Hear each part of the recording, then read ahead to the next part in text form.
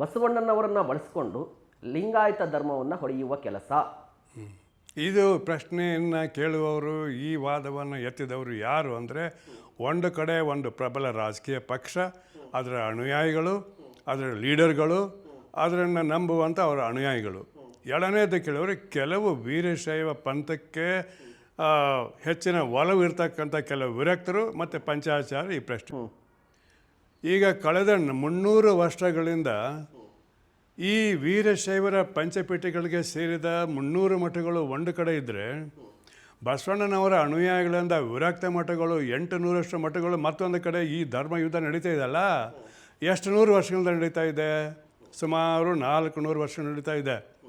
ಆಗುತ್ತೆ ಧರ್ಮ ಯಾರು ಹೊಡೆದ್ರು, ಯಾವಾಗ ಹೊಡೆದ್ರು? ಈಗೇನಾಗಿದೆ, ಅವರ ಒಳಗಿನ ಜಗಳ ಬಹಿರಂಗಕ್ಕೆ ಬಂದಿದೆ. ಅದಕ್ಕೆ ಅವ್ರಿಗೆ ಆಗ್ತಾರೆ, ಇವ್ರು ಹೇಳ್ತಾರೆ, ಅವ್ರು ಹೇಳ್ತಾರೆ. ಆದರೆ ಇವ್ರು ಡಿನೈ ಮಾಡಲಿ, ಏನು ಈ ಪಂಚಾಚಾರ ಮಠಗಳು ವಿರಕ್ತ ಮಠಗಳು ಒಂದೇ ಅಂತ ಹೇಳಿ ಅವ್ರು ಬೇರೆ ಬೇರೆ ಅಂತ ಡಿನೈ ಮಾಡಲಿ. ನಾನು ಅವ್ರಿಗೆ ಉತ್ತರ ಕೊಡ್ತೇನೆ. ನಾನು ಸ್ವಾಮಿಗಳು ಕೊಡಬೇಕಲ್ಲ, ನಾನು ಕೊಡ್ತೇನೆ. ಸ್ವಾಮಿಗಳಿಗೆ ಅದನ್ನು ನೇರವಾಗಿ ಹೇಳೋಕ್ಕಾಗೋದಿಲ್ಲ, ನಾನು ಹೇಳ್ತೇನೆ. ಇವರು ಒಂದೇ ಅನ್ನೋರು ಯಾರು ಅಂತಂದರೆ, ಇತ್ತೀಚೆಗೆ ಇದ್ರ ಎರಡು ಗುಂಪಿದೆ. ಅದು ನಾವು ಹೇಳಬೇಕಾದ್ರೆ ಹಿನ್ನೆಲೆ ಹೇಳಬೇಕಾಗತ್ತೆ. ಈ ಎರಡು ಗುಂಪುಗಳ ಹೋರಾಟ, ಜಗಳಾಟ, ಗುದ್ದಾಟ ಮೊದಲಿನಿಂದ ಇತ್ತು. 1904ರಲ್ಲಿ ಅಖಿಲ ಭಾರತ ವೀರಶೈವ ಮಹಾಸಭೆ ಸ್ಥಾಪನೆ ಆಯಿತು. ಅವರು ಮುಂದಿದ್ದ ಪ್ರಶ್ನೆನೇ ಇದು. ಮಠಗಳೆಲ್ಲ ಒಬ್ರಿಗೆ ವಿರುದ್ಧ ಹೊಡ್ಕೊಂಡು ಹೊಂಟಿದ್ದಾರೆ. ಅವ್ರ ಶಿಕ್ಷಣ ಇಲ್ಲ, ಸಂಸ್ಕೃತಿ ಇಲ್ಲ, ಸಾಹಿತ್ಯ ಬರ್ಕೊಂಡಿಲ್ಲ.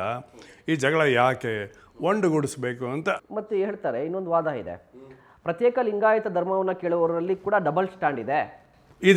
ಡಬಲ್ ಸ್ಟ್ಯಾಂಡ್ ಇದೆ ಹೇಳ್ತಾರೆ. ಪ್ರತ್ಯೇಕ ಲಿಂಗಾಯತ ಧರ್ಮ ಬೇಕು ಅಂತ ಒಂದ್ ಕಡೆ ಹೇಳ್ತಾ ಇದ್ರು, ಬಟ್ ಈಗ ಆ ಸ್ಟ್ಯಾಂಡ್ ಇಲ್ಲ. ಈಗ ಬಸವ ಧರ್ಮ ಕೇಳ್ತಾ ಇದ್ದಾರೆ. ಇದೆಲ್ಲವೂ ಕೂಡ ಡಬಲ್ ಅಲ್ಲ, ಹೆಸರು ಬಲಿ ಗೊಂದಲ ಉಂಟು ಮಾಡ್ತಾ ಇದ್ದಾರೆ. ಸಮಾಜದಲ್ಲಿ ಗೊಂದಲವನ್ನ ಉಂಟು ಮಾಡುವಂತ ಕೆಲಸ ಯಾಕೆ? ಅದ್ರ ಬಗ್ಗೆ ಯಾರು ಪ್ರಶ್ನೆ ಕೇಳಿದ್ರೆ ನನಗೆ ಗೊತ್ತು. ಅವ್ರು ಇನ್ನೂ ನೀವು ಪೂರ ಹೇಳಿಲ್ಲ, ಇನ್ನೊಂದು ಪ್ರಶ್ನೆ ಕೇಳಿದ್ದಾರೆ ಅವರು. ಅದನ್ನ ನಾನು ಹೇಳ್ತೀನಿ, ನೀವು ಹೇಳಿಲ್ಲ, ನಾನು ಹೇಳ್ತೀನಿ. ಅವ್ರು ಏನು ಹೇಳೋ ಪೇಪರ್ ಬಂದಿದೆ. ಓಕೆ, ಇಲ್ಲಿ ಡಬಲ್ ಸ್ಟ್ಯಾಂಡರ್ಡ್ ಎಲ್ಲಿ ಬರ್ತದೆ ಅನ್ನೋದು ಹೇಳ್ತೀನಿ. ಕೆಲವು ವಿರಕ್ತ ಮಠಗಳು ಡಬಲ್ ಸ್ಟ್ಯಾಂಡರ್ಡ್ ಇದೆ. ನಾನು ಹೆಸರು ಹೇಳಬಲ್ಲೆ, ಏನು ಸ್ಟ್ಯಾಂಡರ್ಡ್ ಹೇಳಬಲ್ಲೆ. ಅದನ್ನು ಅವರು ಪಾಯಿಂಟ್ ಮಾಡಿ ತೋರಿಸಿದ್ದಾರೆ ಒಬ್ಬರು ಸ್ವಾಮಿಗಳು.